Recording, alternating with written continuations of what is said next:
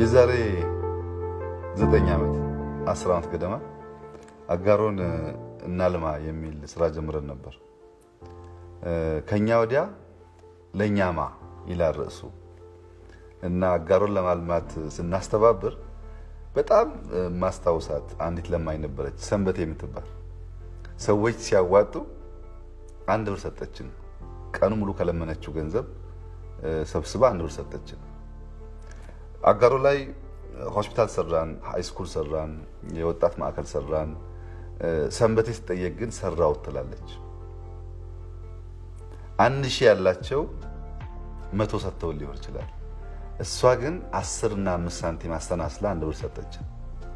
መጨረሻ ፕሮግራሞቹ ተጠናቀው ፕሮጀክቶቹ አልቀው ሲመረቁ ሰንበቴን ነበረ ዋናው አረጂ ብዬ ያመሰገንኳት በጊዜው። አሁንም ውለታ ይሰማኛል። ሰዎች ያላቸውን ሲሰጡ አንድ ነገር በመቀየር ያላቸው ጉልበት ትልቅ ነው። አዲስ አበባ የመላ ኢትዮጵያውያን መኖሪያ፣ ሲቸገሩ፣ ሲያገኙ፣ ሲደሰቱ፣ ሲማሩ፣ ሲያቁ መጨረሻን ከተሳካላቸው ሀገር ሊመሩ ሲፈልጉ የሚኖሩባት የሁላችን እምብርት ናት። የኢትዮጵያውያን መካከለኛ ቦታ ናት። እቺን መካከለኛ ቦታ የተደበቀው ውበቷን በማውጣት ሌሎች የሚያደንቋትና የሚያወድሷት ማድረግ ይጠበቃል ከኛ። ሸገርን እናስውብ ስንል ቤተ መንግስት እናስውብ እንዳልነው አይነት አይደለም። ቤተ መንግስት እናስውብ ገንዘብ ያላቸው ናቸው ገብቶ የሚጎበኙት። ሸገርን እናስውበው ለድሃዎች ነው። ጎዳና ላይ የሚያድሩ ሰዎች እንኳን ወክ የሚያደርጉ ቦታ እንዲያገኙ ነው። በየመንደሩ ቡና የምታፈለዋ ሴት ለቱሪስት ቡና አፍልታ ገንዘብ እንድታገኝ ነው። አየር መንገዳችን ይጠቀማል፣ ሆቴሎቻችን ይጠቀማሉ፣ የከተማ ታክሲዎቻችን ይጠቀማሉ፣ በየመንገድ ቡና የሚያፈሉ ይጠቀማሉ፣ ጫማ የሚጠርጉ ይጠቀማሉ። ይሄ በገንዘብ ነው። በሐሳብ ስለ ኢትዮጵያ ትልቅነትና ማንነት ግን የሚናገር ብዙ ሰው እንፈጥራለን።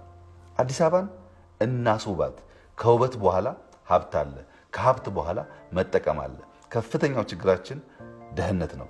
ከድህነት በላይ ደግሞ ያላቸውና የሌላቸው ልዩነቱ መስፋት ነው። ሰዎች ሀብታም ሲሆኑ ጥሩ መኪና አላቸው፣ ጥሩ ቤት አላቸው፣ መዝናናት ሲያምራቸው ዱባይ ይሄዳሉ።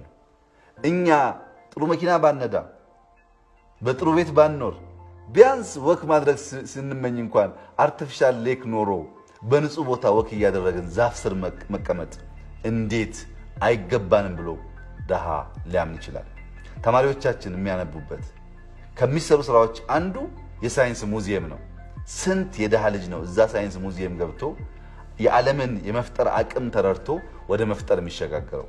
እሱን ታሪክ ወደፊት ጊዜ የሚያሳየው ይሆናል። ግራ ቀኝ ሳንመለከት ሌላ ቦታ አይተን የተደነቅንበት፣ የተደመምንበት፣ የተቆጨንበትን ነገር እዚችው ኢትዮጵያ ውስጥ የኢትዮጵያ እምብርት ሸገር ላይ በማድረግ ለኛም ኩራት ለብዙዎችም መደነቅ የምትሆን ስራ እንስራ። በኋላ ይቆጨናል። ምክንያቱም ከ1 ዓመት በኋላ መታየት ይጀምራል ስራው። ያ ስራ እየሰፋ ሲሄድ በዚያ ጉዳይ ውስጥ አሻራ ያስቀመጡ ሰዎች እየኮሩ እየቻሉ ያፈገፈጉ ደግሞ የሚያፍሩ እንዳይሆኑ በጋራ የምንኮራባትን ከተማ አብረን እንስራ። ያ የመደመር አልቲሜት ውጤት ስለሆነ ግራ ቀኝ ሳንል ከተማችንን እናስብ። ለከተማችን ጊዜያችን፣ ጉልበታችን፣ ዕውቀታችንን እንስጥ። በዚያ እኛ ከኛም ሲያልፍ ልጆቻችን ይጠቀማሉና ኪሳራ አይደለም። ያለውን በሰጠ ያለውን ኢንቨስት ያደረገ በብዙ መቀበል ስለሚችል ጉልበት ያላችሁ፣ አቅም ያላችሁ፣ ጊዜ ያላችሁ ሰዎች በማጽዳት በመትከል ገንዘብ በመስጠት ኢንከሬጅ በማድረግ ሁሉ ከጎናችን ብትሆኑ ውጤቱ ለኢትዮጵያውያን ሁሉ መሆኑን ውሎ አድሮ እንገነዘባለን። ሸገርን ማስዋብ በከንቱ የሚቆም ሐሳብ አይደለም። ለማይቆም ሐሳብ የሚያስቆም አጀንዳ እየፈጠርን ጊዜ ከምናባክን የማይቆመውን ይበልጥ ደግፈን እንድናሳካ ጥሪዬን አቀርባለሁ። አመሰግናለሁ።